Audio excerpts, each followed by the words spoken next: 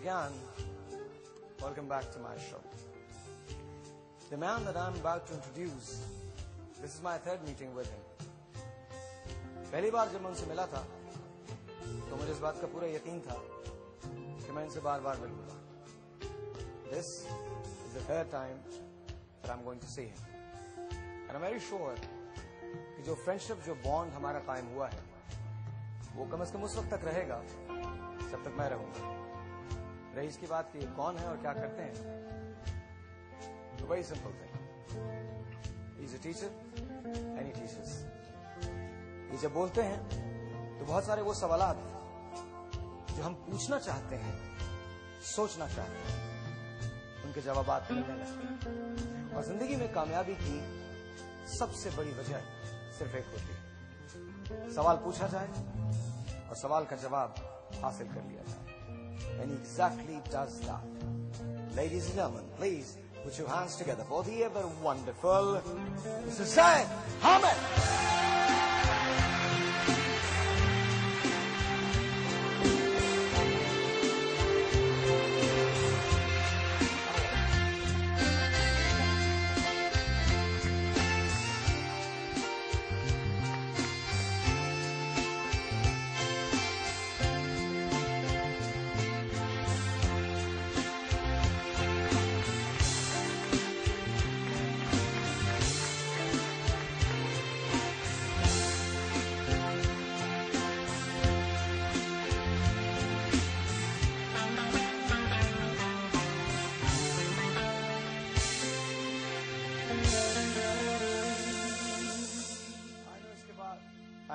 اس کے بعد شو بہت سنجیدہ ہو جائے گا, بٹ رائٹ ناؤ ہم کو ایک تو وارم ویلکم دینی ہے ساحل لودھی شو والی. 1 2 3 here we come, Mr. Syed Ahmed.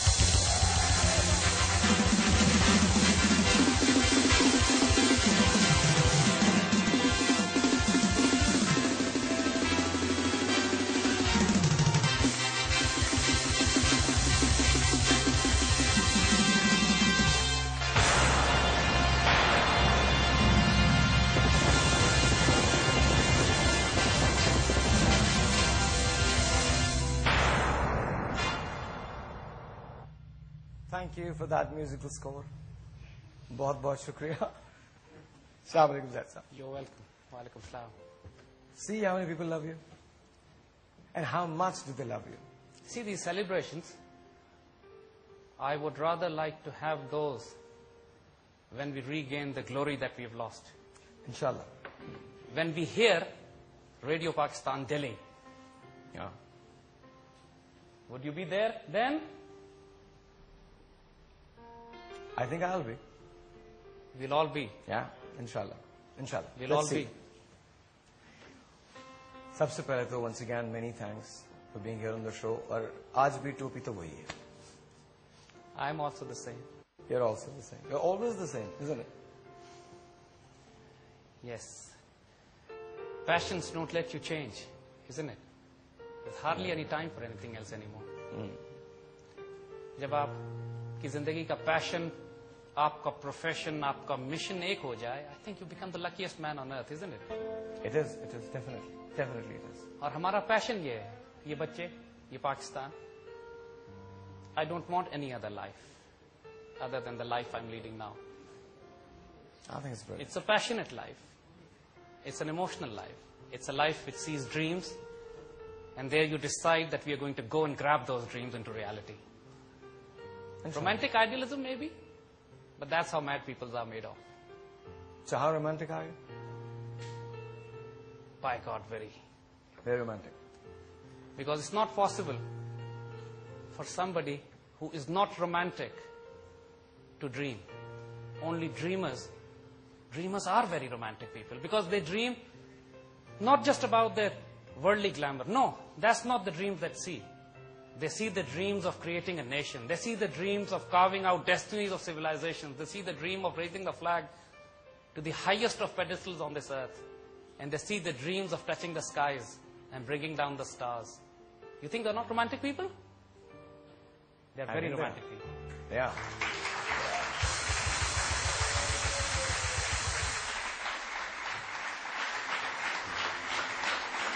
And یعنی ہمیں جو آزادی ملی ہے وہ انہی پیشنیٹ لوگوں کی وجہ سے ملی ہے.